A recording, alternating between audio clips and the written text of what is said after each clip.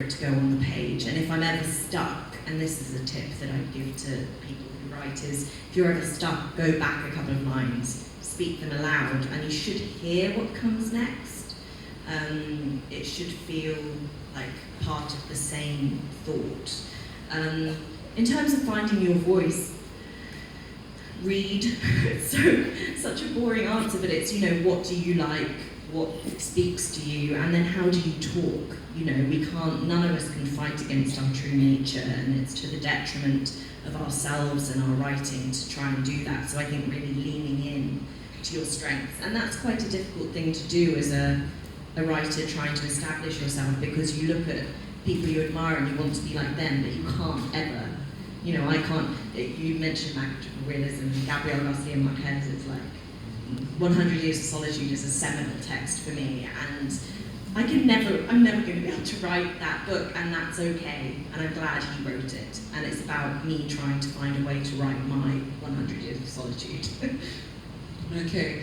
Right, one final question from me, and then I will open it up for you to ask Kiran questions. So I read online that your next novel is set in the British Raj. What can you tell us about that? I just find the narrative around the British Raj that's still pervasive in the UK so interesting. And basically I really want to challenge myself with every book, and I want to push with every book. And I've always wanted to write a horror novel. And I thought that colonialism is quite a good backdrop for this attempt. And I was researching some of the uprisings and the ways that they were dealt with, and it horrified me. So I thought, this is it's about a woman who is basically haunted, quite literally in the end, by the things she was not an active participant in, but complicit. Complicity is a really interesting thing to me, because I am complicit in so many ways in things that I do not agree with strongly, and yet I remain complicit through lack of effort, I don't know, it's an interesting thing that I'm investigating in myself. So it's about this woman and her complicity and what her silence allows. And eventually she gets haunted by a churil, which is a kind of demon that was written about in really interesting gendered ways by British anthropologists during the British Raj, and they very much characterised it as a female low caste demon who is insatiable, essentially. And so it's about sexuality and motherhood, and yeah, I'm very excited to get writing. Eventually it will just be a really scary book, but all that will sort of dilute down into it. I mean, we have a few demons here as well. We're quite still haunted by our colonial history. Thank you, Kiran. And I'd like to open it up now. Does anyone have questions? I'm very nice. I'm grateful.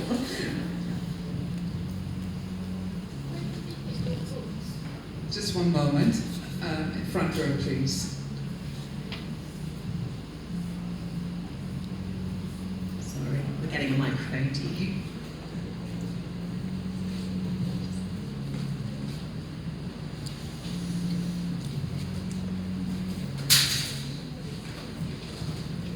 Where are your books available in Sri Lanka? In the bookshop, which is just across from the hall de Goa. No, they're not. We're just trying to find them.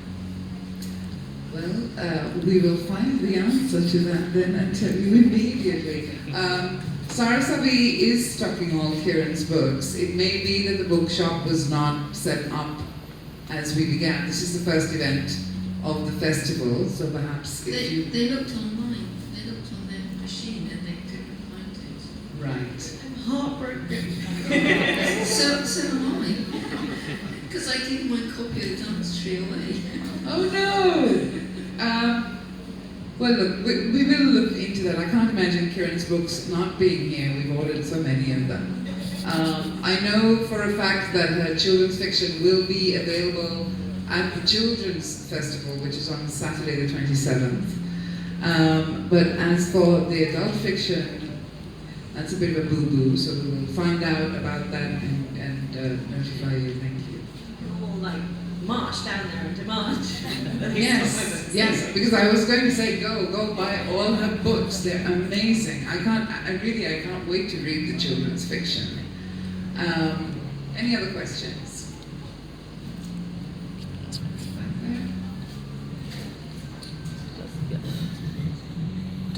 Yeah. Kiran, you do quite a lot of research for your books, an enormous amount by the sound of it. Are you ever tempted to sort of go back again and write something similar, or do you move on? You say that's finished.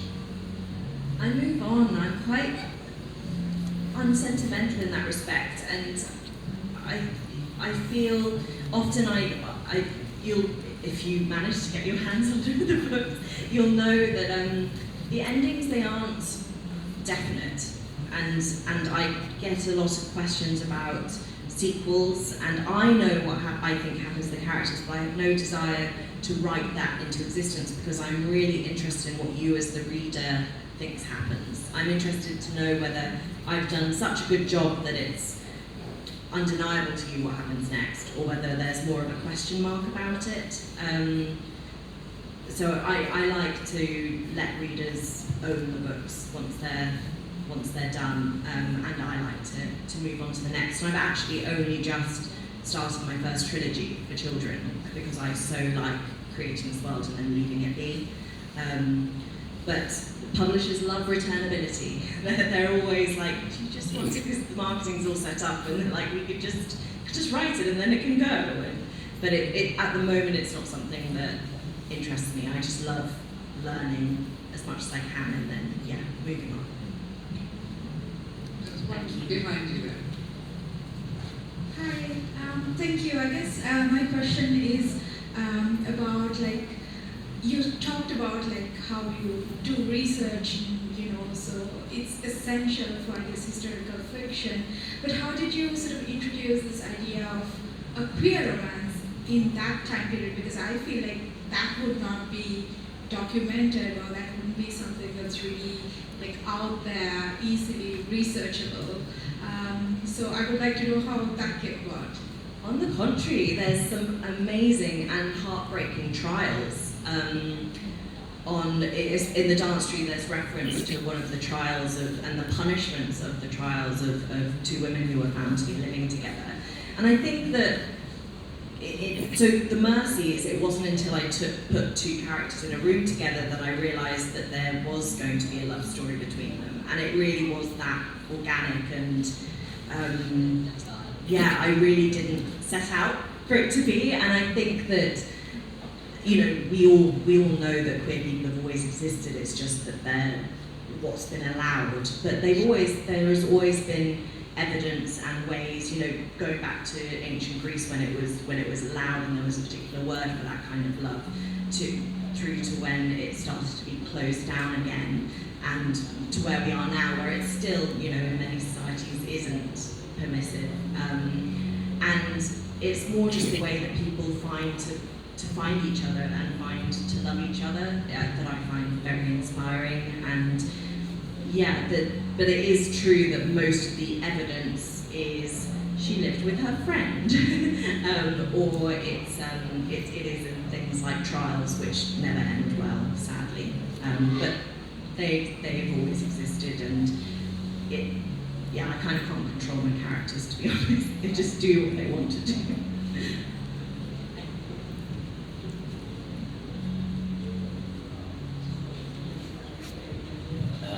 When it comes to writing historical fiction, which is rooted in some fact, do you find at times that can be constraining for the narrative you're trying to say? And at the same time, what is your opinion on changing some historical fact, or maybe reinterpreting it? What's your view on that? So I'm yet to find constraint, and maybe again that's a lesson from poetry. I've always enjoyed actually writing in form. I find free verse far more easy to get wrong, whereas if you introduce some sort of structure, some sort of rules for yourself, you actually find new freedom in butting up against those bounds and finding finding the right narrative to fit that shape. And I think that because my books are so led by characters who are so rooted in their time, there's no constraint there because they are people of their time and they exist where they exist, and so they might feel constrained by their time, but I don't feel constrained while writing their stories. In regards to the second part of your question, I think you can do whatever you want in fiction. I think the thing you have to do is establish trust with the reader and say, this is what I'm going to do, and there will be an internal logic. It doesn't have to fit with what actually happened, but it has to feel real and true to the book and true to the reader. Every time I write a book, it's like a contract with the reader where, you know, I will not, it was all a dream, you know, I will not create plot holes that then I can't sort of explain away. So I think people should do whatever they want, they just have to be able to back it up.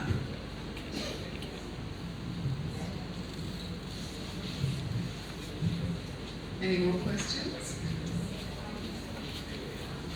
Just there. Can I be heard? Both of you used the word pagan. Can you let us know what exactly that word meant, and it's an early Christian medieval word?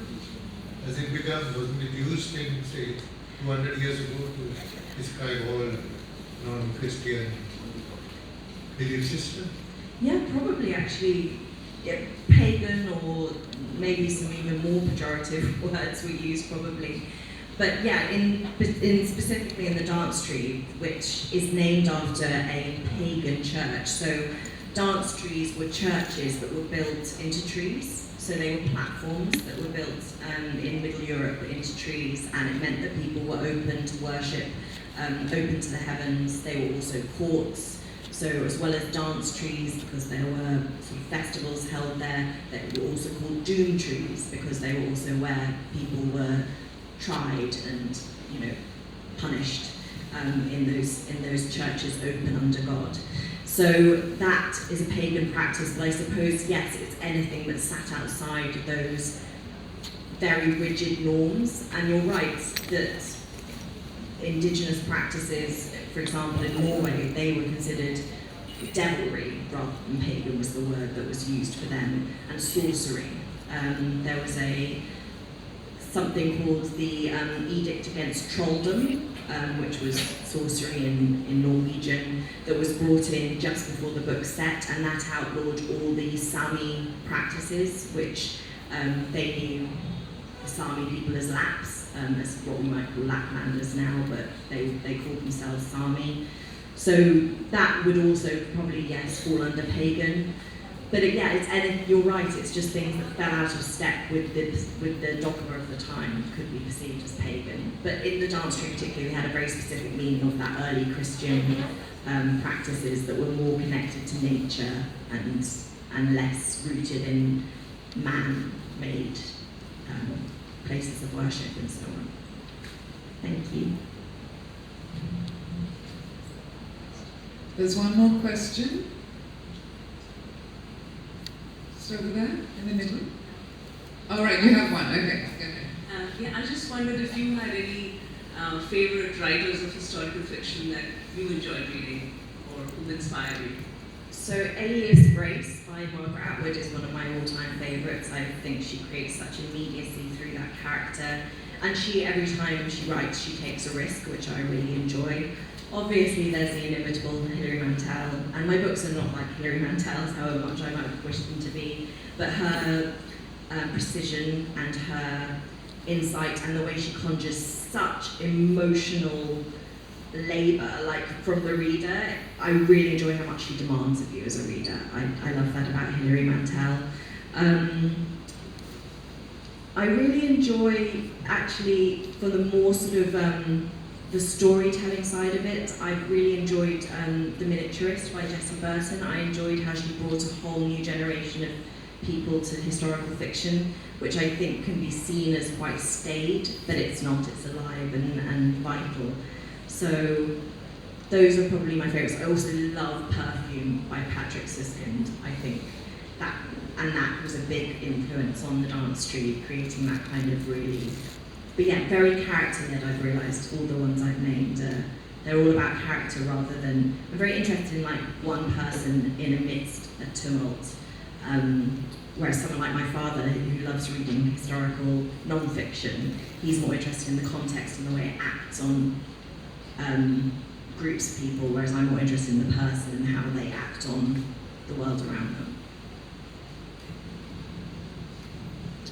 We can take one more. We shouldn't really, we've got 10 seconds on the all right, I think we will bring it to a close on that note. Kiran, thank you very much for spending this time with us, and we hope you enjoy the festival. I hope you all enjoy the festival as well, and we will update you as to where Kiran's books will be available really soon. Do we have an update on that already? Oh, we do. Great, thank you. Well, first of all, can we have another round of applause for Kiran?